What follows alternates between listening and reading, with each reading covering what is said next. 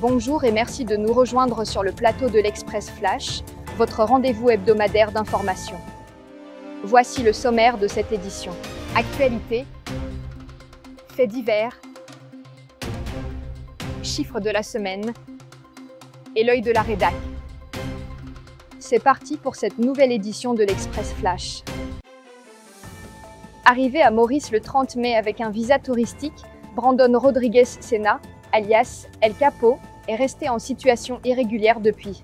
Ce Guyanais arrêté cette semaine dans l'île avait été suspecté d'être le pivot d'un réseau de trafic de cocaïne alimentant la région parisienne en 2022. La police mauricienne a lancé une enquête approfondie et alerté Interpol. Les autorités cherchent à comprendre comment il a pu entrer sur le territoire malgré l'absence de fiches à l'international. Mon client ne nie pas sa rencontre avec Mami Ravatomanga, mais il en explique les circonstances. Dès qu'il a su qu'il existait un conflit d'intérêts, il a quitté la pièce, déclare maître Urmila Boulel, qui représente les intérêts de Junef Hakim, commissaire démissionnaire de la FCC. Il a été arrêté ce jeudi 30 octobre avant d'être admis à l'hôpital Victoria. Maurice est secoué par une affaire aux ramifications internationales depuis l'arrivée de l'homme d'affaires malgache Mami Ravatomanga. Une réunion discrète aurait visé à discréditer le directeur général par intérim de la FCC, Sanjay Daoudari. La démission soudaine de Junef Hakim et la présence controversée de Nasser Biki lors de la fouille du domicile de Christian Thomas révèlent l'ampleur de cette « state capture ». Parallèlement, la Mauritius Revenue Authority examine les comptes et transactions du Malgache, et les autorités attendent la coopération de Madagascar pour obtenir des informations essentielles. Admis depuis plusieurs jours dans une clinique privée, l'état de santé de Mami avait suscité de nombreuses spéculations. 4 médecins du ministère de la Santé ont finalement confirmé cette semaine qu'il souffre d'un problème cardiaque, échappant ainsi à l'arrestation.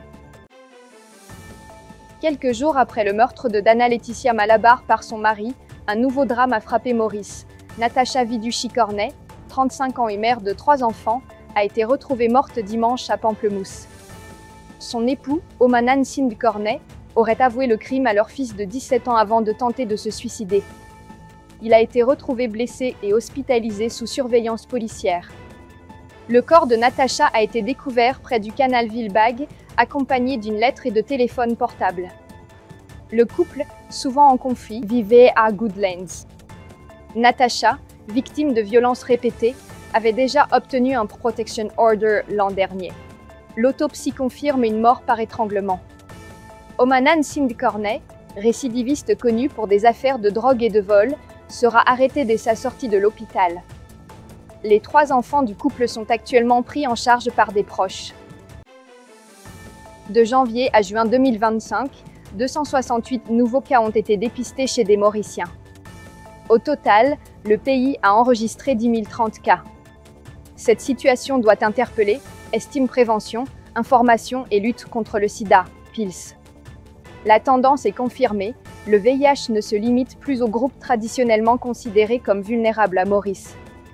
Il circule désormais au sein de la population générale, principalement à travers les relations hétérosexuelles et l'usage de drogues injectables. Les personnes les plus exposées restent celles âgées de 25 à 44 ans. C'est un cri d'alarme. Un avertissement sans filtre. Si nous n'agissons pas maintenant, nous risquons de voir une génération où les parents survivront à leurs enfants, alerte le docteur Karpovadeh. Ces mots ont la gravité d'une prophétie que l'on voudrait ne jamais voir s'accomplir. Car les chiffres qu'il avance sont sans précédent, 44% des adolescents mauriciens présentent un prédiabète. Presque 1 sur 2. Ce n'est plus un problème de santé publique, c'est une urgence nationale. Et pour finir, voici la météo du week-end.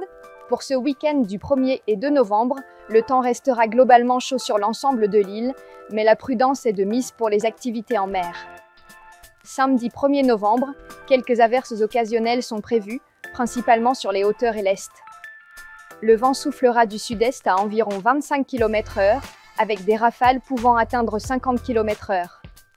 La mer sera forte au-delà des récifs, et les sorties en haute mer sont déconseillées. Les températures varieront entre 16 degrés la nuit et 31 degrés dans la journée.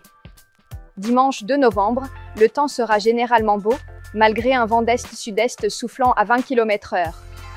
La mer restera agitée au-delà des récifs et il est conseillé d'éviter toute activité en pleine mer.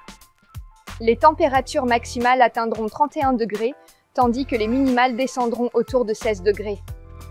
Merci de nous avoir suivis sur la page de l'express.mu. Je vous souhaite un bon week-end et je vous donne rendez-vous la semaine prochaine.